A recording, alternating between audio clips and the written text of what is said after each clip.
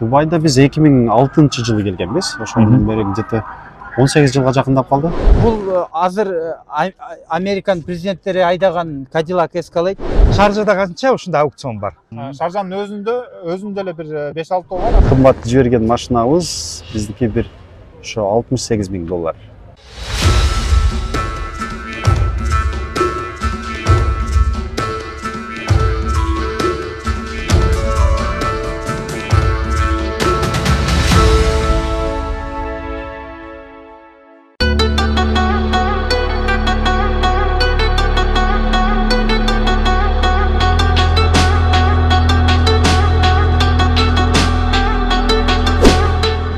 Бириккен Араб Эмирлиги көпчүлүк калктарды өзгөчө кооздугу, заманбап технологиялар менен байыркы тарыхы айкалышкан жашоосу менен суктандырып келет. Акыркы 30 жылдагы экономикалык жетишкендиктеринин аркасында дүйнөдөгү ири жана бай мамлекеттердин катарына кирип, андан тышкары туристтердин меккесине айланган.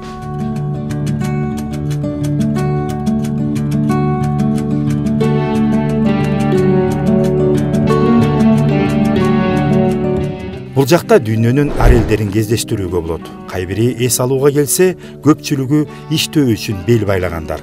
АКШ, Европа, Азия, Африка чөлкөмдөрүнөн адамдар атайын эмгектенүү үчүн Бириккен Араб Эмирликтерин тандашып, алардын арасында биздин мекендештер да кездешет. Журтташтар ар кандай кесипте иш алып барышып, бошой калганда кошумча жумуш менен да алектенип келишет. Ага мисал бүгүнкү менин каармандарым. Достор, баарыңыздар жакшы билгендей эле бүгүнкү күндө Кыргызстанга ушул Бириккен Араб Эмирлигинен көптөгөн авто унаалар келип, аны жарандарыбыз, биздин кыргыздарыбыз алып турган учур. Көпчүлүгү мага ушу Дубайга келгенде сөзсүз түрдө ушул авто саткан базарга башка чыгынан да аукционго келип, ал жердеги баалары жана ал жерде иштеген кыргыздардын бүгүнкү күндөгү абалы тууралуу кене маалымат алып бериңизчи деп сурангансыздар. Ошол үчүн мынакей мен Шаржа калаасына келдим. Бул жерде бир белгилүү чоң аукцион жүрөт экен. Жүрүңүздөр, сиздер менен чогуу ушул жердеги аукциондун жүрүшү жана бул жерде сиздерге автоуна алып жүргөн биздин мекендештер тууралуу кыскача маалымат алып, интервью алып көрсөк. Кеттик.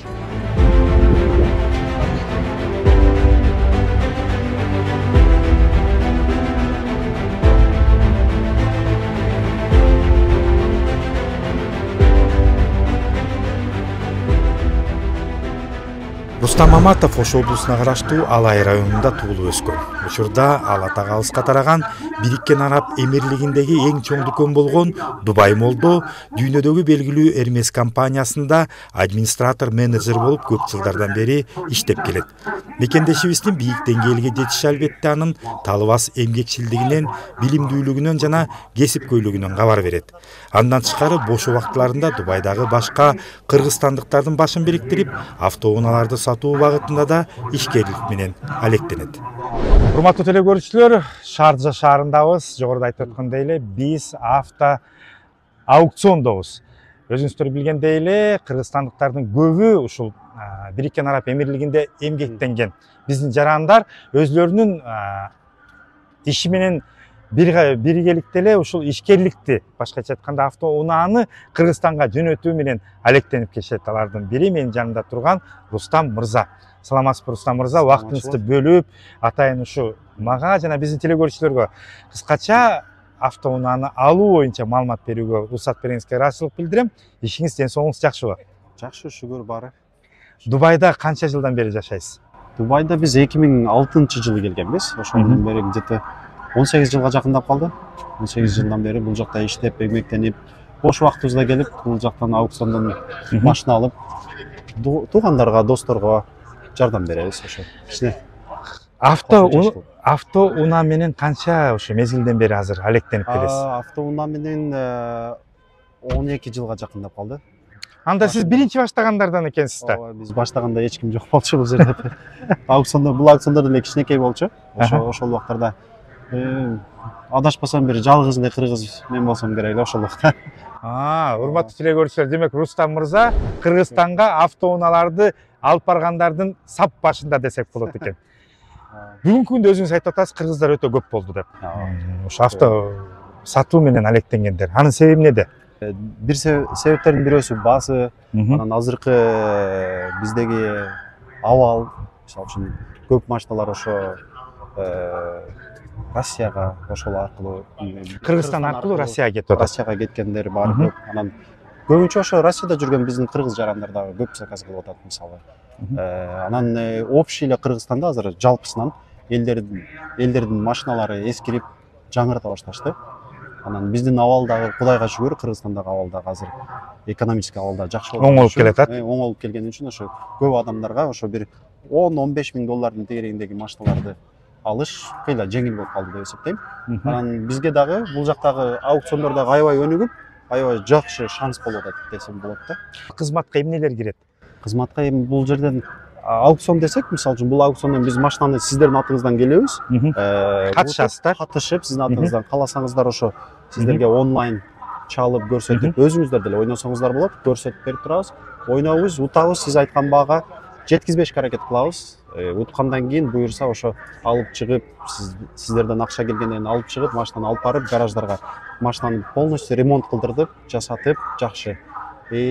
Ошол учурда, конечно, сиздер менен кеңешип иш кылабыз. Анан баарын ошо сиздерге көрсөтүп, сиздер менен кеңешип машинаны жасатып, кайра сиздерге Кыргызстанга жиберебиз. Ошол биздин кызматыбыз. Машинаны, автоунааны жасатуунун тетиктерин алуу, ошого кардар өзүнчө дагы акча салат, туурабы? Ооба. Ремонтуна биз азыр эми биздин тажрыйбабыз менен айтып беребиз. Мисалы, бул машинаны ута турган болсок, ремонтуна бир айтып бере алабыз да. Кыргызстанга чейин кантип жеткилет? Трал менен деп атасыздар да. Океан менен барабы, кандай ошо жолун айтып берсеңиз? Бул жакта биз машина бүткөндөн кийин портко алып киребиз. Порттон кеме менен Бандерабас Иранга өтөт. Иранга өткөндөн Бандерабастан жүктөлүп Тралга. Ошол аркылуу Иран, Түркменистан, Өзбекстан, Өзбекстандан Ошко кирет. Анан кийин Казакстан аркылуу Бишкекке келет. Ошо. Ирандан ары только Трал менен кетет да. Бул жерден Дубайдан Иранга кеме аркылуу өтөт. Кемеге жүктөлөт. Ошон үчүн бир ай 30-35-40 күнгө чейин кетет экен да, себеби жол алыс да. Өзгөчө мына кыш мезгилинде десек болот. Тайгалак, кар. Ооба. Кыш мезгилинде бир аз кыйын жолдор кыйын болгон үчүн акырыныраак жүрүшөт биздикилер дагы. Жол кепчилик дагы бар да, эме водительдер үчүн ошого бир аз. Албетте, канча миңдеген доллар автоунааларды алып барып атышат. Айтсаңыз, сиз эми купуя сыр болсо канча миң доллардык эң кымбат машинаны Кыргызстанга жөнөттүңүз эле? Кымбат жиберген машинабыз биздики бир ошо 68 миң доллар. Доллар менен атсак, ошондой. Анан бир машинанын баасын айтып турдум да эми. Кээде ошондой жакшы клиенттер болуп калат, ошондой кымбат машиналардан 2-3 заказ кылгандар болуп калат. Анан кээ бир клиенттерибиз суранат, мүмкүн болсо чыгарбай эле жарыялабай эле койгула дейт. Ошол бүт баарын ошо клиент менен кеңешип, клиенттин мүмкүн болушунча ошо клиенттин айтканына жараша кызмат көрсөтүүгө аракет кылып атабыз.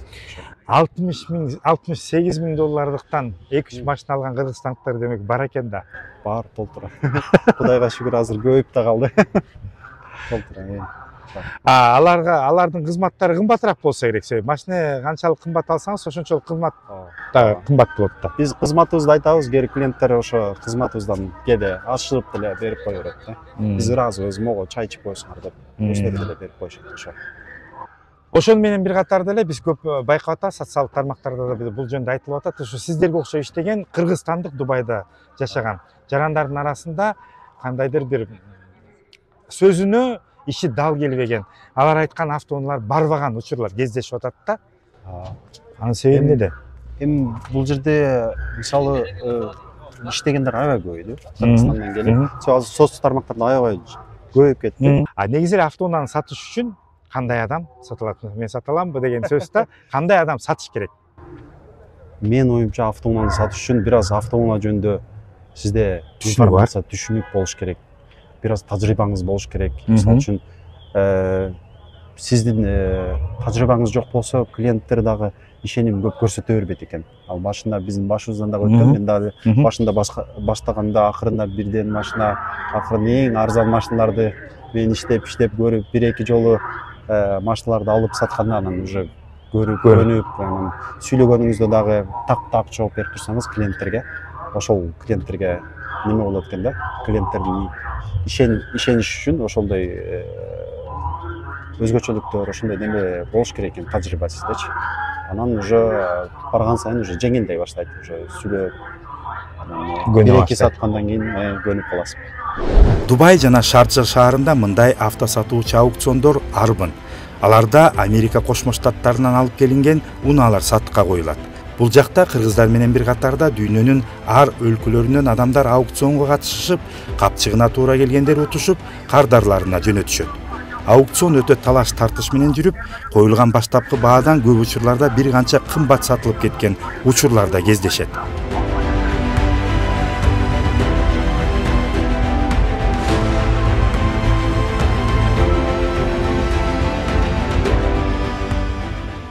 Атым Алинур, Жалал Абад областынан болом. Бул жакта жүргөн 12 жыл кетип атат. Кудайым буйрса, ошол университет бүткөндөн кийин эле бияка келгенбиз. Анан бул жакта Кайсы эмне иш кылып иштейсиз? мурун көп жерлерде иштедим. Анан азыр в данный момент Holiday Homes компаниянын заведующиймин. Эмне үчүн авто унаа менен дагы азыр ишкерлик кылып атасыздар? Бул ишкерлик өзү биздин чоңубуз Рустам байкеге таандык. 45-6 жылдан бери эле ушул менен алектенет. Анан баягы өзү жетишпей калганда ушу команда чогулткан. Өзүбүздүн ишенген ошол 10 жылдан бери катташып жүргөн өзүбүздүн тааныштар, тобубуз бар. Ошол тобубуздун эле арасынан бир 10 чакты адамбыз бир командада. Ошол адамдар ким бош болсо келип кыргыздын адам немелерине кардарларга, биздин Кыргызстандын жарандарына жөнөтүп турасыздар, түшүнүктүү. Шаржада канча ушундай аукцион бар? Биз турган бул бирөө эле да, мындайлар көп болсо керек. Бул эң чоңдордун бири Аль-Хария деп аталат. Андан башка да өтө көп. Кичинекейлер жаңы ачылып аткандар бар, мурунтан бери иштеп атышкандар бар. Шаржанын өзүндө эле бир 5-6 бар. Анан бул Шаржанын Саджа деген жериндебиз азыр. Ошол Саджада да 3-4 бар. Бирок Бириккен Араб Эмирлигине келген автолордун басымдуу бөлүгү жол кырсыктарына туш болуп, оңдоп түзүүнү талап кылынып, арасында сууга чөккөндөр да болот. Бул жактан авто алуунун артыкчылыктары жана кемчиликтери менен мени Акыл Акимов тааныштырып берди. Ал Дубайдагы ири турак жай саткан риэлторлордун катарында. Ага карабастан унааларга кызыккандыктан бош учурда аукциондорго келип, өзү катышпаса да карап көрүп, көз карандысыз эксперт да болуп калган.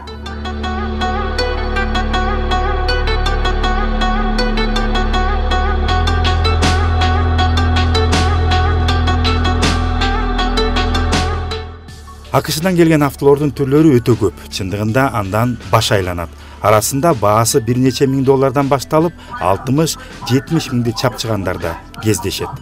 Бул азыр Американ президенттери айдаган Cadillac Escalade. Бул түшүнүш үчүн Land Cruiser дин чоң немеси көлөмү ошончолук бар. Андан да чоң болуш керек. Мотору 6.2. Буну урулбаганы бул жакта Дубайда 150 миң доллар. Ушул автоуна 150 миң доллар. 150 миң 135-150 миң доллардын тегерегинде урулбаганы. Бул азыр башталгыч баасы 50 миң долларга жетпеген баада 23-жыл 8 миң эле километр жүргөн. Бул 12 түрдө эле да, 12 миң километр. Бирок карасаңыз урулган жери мол экен. Жүрүңүздөр, сиздерге азыр көргөзөбүз. Астынан көргөндө бештикке байкалганбыз, мынакей урулган жери ушул жер экен. Алды бүтүн бул туруп турган машинаны урган. Себеби бир дагы немелер airbagтар атылыптыр. Анан ушул мен ойлойм бул 70 миң долларга сатылса керек. Азыр 70 миң долларга кетет. 70 миңге кетсе керек. Бунун үстүнө ашып кетсе 5 миң, 7 миң доллар сарптайт дагы. Ошондо базар баасынан 40 миң, 50 миң, 40 миң, 30 миң доллар арзаныраак болот. Бирок үнөмдөп калат экен да 30-40 миң доллар алган киши. Ооба. Бирок муну Кыргызстанга кетпейт го бул мындай машиналар. Же кетиши мүмкүнбү? Кыргызстанга кете берет, Мурат байке. Кыргызстанга деле алгандар барбы дегениңде? Алгандар бар. Басына кызыгып алыша берет. Анан көбүнчө алгандар мен кайра эле сатып билбегендер неме кыла берет да, ала берет. Бирок билгендер баягы Carfax'тан терип көрсө ушундай эле сүрөттөр Америкадан чыгат да. Көрдүңөрбү достор, бул жерде 100 миңден ашык автоунаалар да сатылат экен да. Негизинен бул жакта авто менен алектенген жердештерибиз кардарларга издеп, талаптагыдайын таап, аукционго катышып утуп берген иштери үчүн 300дөн 500 доллардан акы алышат. Бирок бул баалар ал автонун абалына, кызматтарына жараша өзгөрүшү да мүмкүн. Андан тышкары утуп алынган унаанын бузулган жактарын оңдоп түзөөгө, тетиктерди таап алмаштырууга көмөк көрсөтүү да ушул кызматтын ичине каралган. Бирок буйрутма кылып алып жаткан кардар автонун оңдолушуна кеткен чыгымдарды өз чөнтөгүнөн төлөйт. Авто даяр болгондо Кыргызстанды көздөй жөнөтүлүп, ага 2100 доллардан 2500 долларга чейин жол акысы кардардын эсебинен төлөнөт. Авто негизинен тралдарга жүктөлүп, миңдеген чакырымды бир нече мамлекеттерди басып өтүп Кыргызстанга келет.